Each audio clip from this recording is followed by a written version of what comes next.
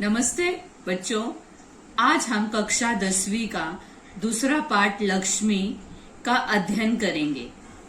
इस पाठ के लेखक गुरबचन सिंह जी है। गुरबचन सिंह जी ने इस कहानी में वचन के प्रति जिम्मेदारी और प्राणी मात्र के प्रति दया की भावना व्यक्त करते हुए पशु प्रेम दर्शाया है। उस दिन लड़के ने तैश में आकर लक्ष्मी की पीठ पर 4 डंडे बरसा दिए थे। तैश अर्थात क्रोध का आवेश।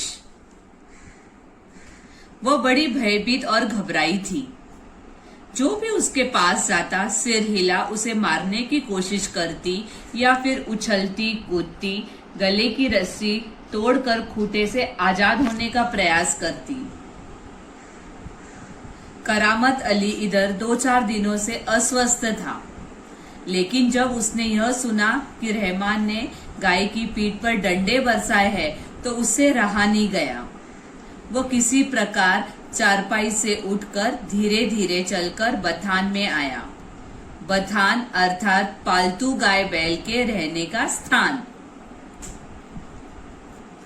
आगे बढ़कर उसके माथे पर हाथ फेरा, पुचकारा और हौले से उसकी पीठ पर हाथ फेरा।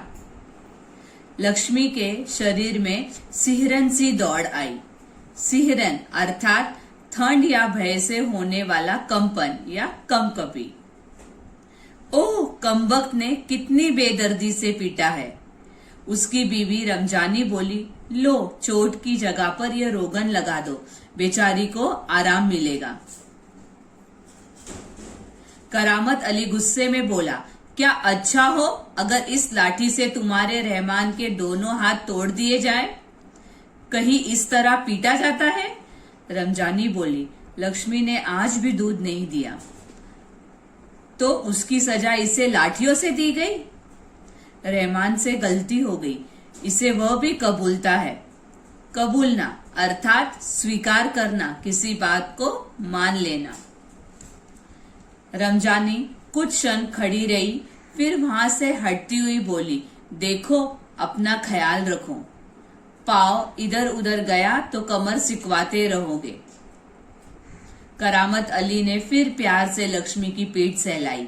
सहलाना अर्थात प्रेम पूर्वक हाथ फेरना। मुंह ही मुंह में बड़बड़ाया, माफ कर लक्ष्मी, रहमान बड़ा मूर्ख है।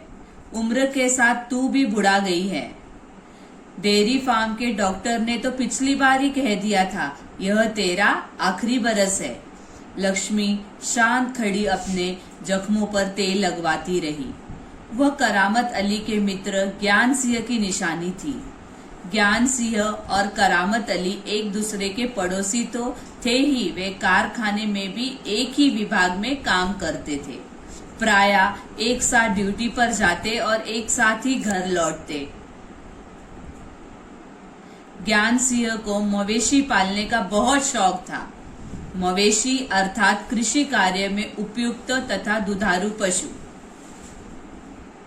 प्रायः उसके घर के दरवाजे पर भैंस या गाय बंधी रहती। 3 बरस पहले उसने एक जर्सी गाय खरीदी थी। उसका नाम उसने लक्ष्मी रखा था। अधेड़ उम्र की लक्ष्मी इतना दूध दे देती कि उसके घर की जरूरत पूरी हो जाने के बाद बाकी दूध गली के कुछ घरों में चला जाता। अधेड़ जिसकी आधी उम्र बीत गई हो। दूध बेचना ज्ञान सिंह का धंधा नहीं था। केवल गाय को चारा और दर्रा देने के लिए कुछ पैसे जुटा लेता था। दर्रा अनाज के अंश। नौकरी से अवकाश के बाद ज्ञान सिंह को कंपनी का वह मकान खाली करना था। समस्या थी तो लक्ष्मी की। वह लक्ष्मी को किसी भी हालत में बेच नहीं सकता था। उसे अपने साथ ले जाना भी संभव नहीं था। जब अवकाश में 10-15 दिन ही रह गए तो करामत अली से कहा, मियाँ अगर लक्ष्मी को तुम्हें सौंप दूं तो क्या तुम उसे स्वीकार करोगे? मियाँ करामत अली ने कहा था, नेकी और पूछ-पूछ। भला इससे बड़ी खुशनसीबी मेरे लिए और क्या हो सकती है? करामत अली पिछले 1 वर्ष से उस गाय की सेवा करता चला आ रहा था। गाय की देखभाल में कोई कसर नहीं छोड़ रखी थी। करामत अली को लक्ष्मी की पीठ पर रोगन लगाने के बाद भी इत्मीनान नहीं हुआ। वो उसके सिर पर हाथ फेरता रहा। लक्ष्मी स्थिर खड़ी उसकी और जिज्ञासापूर्ण दृष्टि से देखती रही। करामत अली को लगा जैसे लक्ष्मी कहना चाहती हो, यदि मैं तुम्हारे काम की नहीं हूं तो मुझे आजाद कर दो, मैं यह घर छोड़कर कहीं चली जाऊंगी। करामत अली ड्यूटी पर जाने की तैयारी में था। रमजानी बोली, रहमान के अब्बा, अगर लक्ष्मी दूध नहीं देगी तो हम इसका क्या करेंगे? क्या खूंटे से बांधकर हम इसे खिलाते पिलाते रहेंगे? जानवर है, बंदा है तो इसे खिलाना पिलाना तो पड़ेगा ही।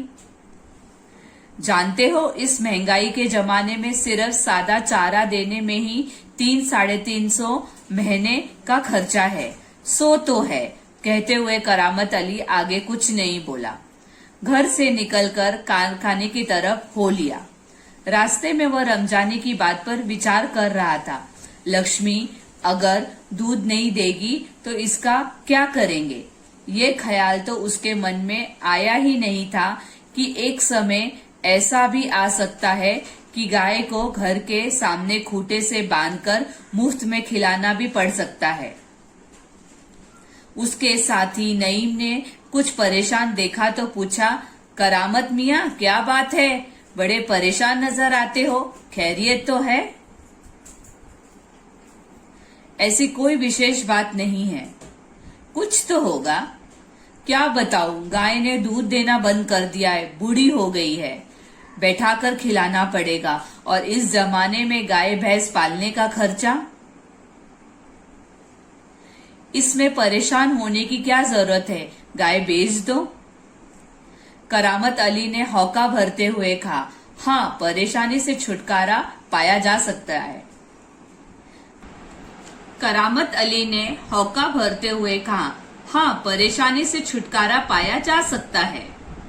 हौका अर्थात दीर्घ निश्वास। बहुत आसान तरीका है, लक्ष्मी को बेच दिया जाए। वह नईम के पास से हटकर अपने काम में जुट गया। करामत अली रात को गया, सवेरे कारखाने से घर लौटा। रात की ड्यूटी से घर लौटने पर ही वो लक्ष्मी को धोता था। घर में घुसते ही उसने रमजानी से पूछा, क्या लक्ष्मी को अभी तक चारा नहीं दिया? रमजानी बोली, रहमान से कहा तो था,